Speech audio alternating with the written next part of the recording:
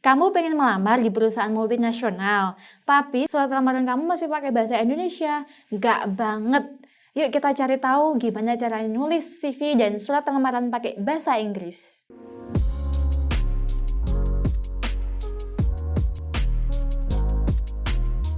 Jika kamu ingin melamar di perusahaan multinasional, surat lamaran yang harus kamu buat memakai bahasa Inggris. Kenapa?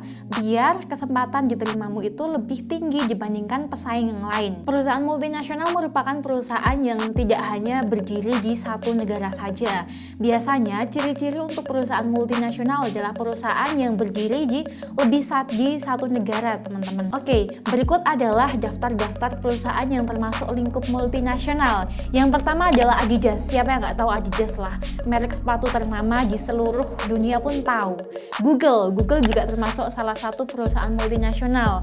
Kemudian selain itu ada KFC, kemudian ada juga Nike. Nah, sepatu yang menjadi salah satu pesaing dari Adidas. Kemudian ada juga merek Samsung, teman-teman. Jadi siapa sih yang nggak tahu merek Samsung? Sudah banyak sekali orang-orang yang tahu merek ini. Nah, itu tadi adalah salah satu perusahaan multinasional. Namun sebelum kamu ingin melamar di beberapa perusahaan multinasional, kamu harus tahu dulu nih trik dan tipsnya ketika kamu ingin membuat surat lamaran bahasa Inggris. Yang pertama adalah teman-teman harus memperhatikan grammar. Kenapa grammar menjadi salah satu hal yang penting di dalam pembuatan surat lamaran?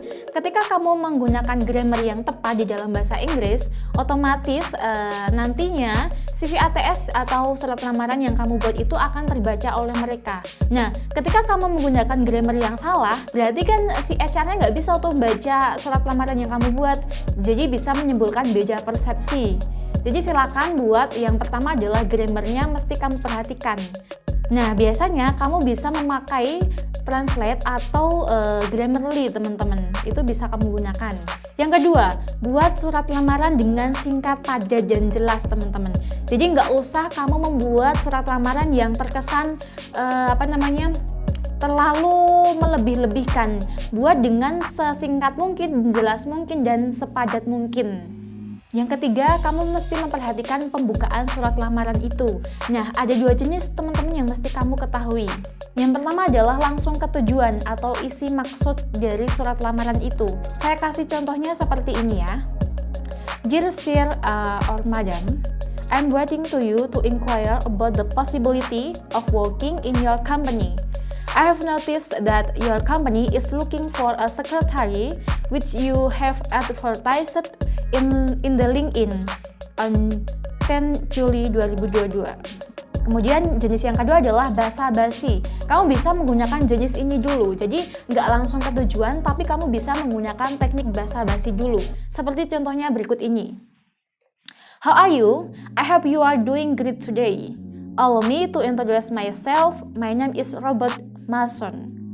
Yang kedua, kita bakalan jelasin soal bagaimana sih bentuk isi surat lamaran pekerjaan. Yang pertama di bagian isi, kamu bisa menjelaskan maksud serta tujuan kamu, kenapa sih kok melamar di perusahaan itu, kenapa sih? Nah, itu bisa kamu jelaskan. Kemudian, semisal kamu sudah memiliki pengalaman, silakan kamu ceritakan pengalaman yang pernah kamu miliki, gitu. Atau misal kamu nggak punya pengalaman sama sekali, bisa kamu ceritakan di bagian skill. Misal kamu punya skill komunikasi, nah itu bisa kamu brandingin di surat lamaran, bisa kamu ceritakan gitu ya.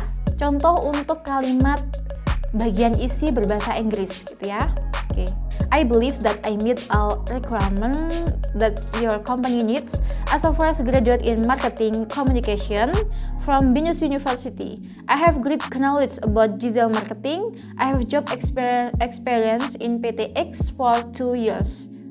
Ini adalah salah satu contoh kalimat isi yang sederhana dan singkat, padat, dan jelas. Kemudian di bagian penutup, kamu bisa menjelaskan terkait minat dan ketertarikan kamu. Ini menjadi salah satu bagian yang sangat penting, di mana seorang recruiter itu melihat seberapa besar kamu ingin diterima oleh si perusahaan itu.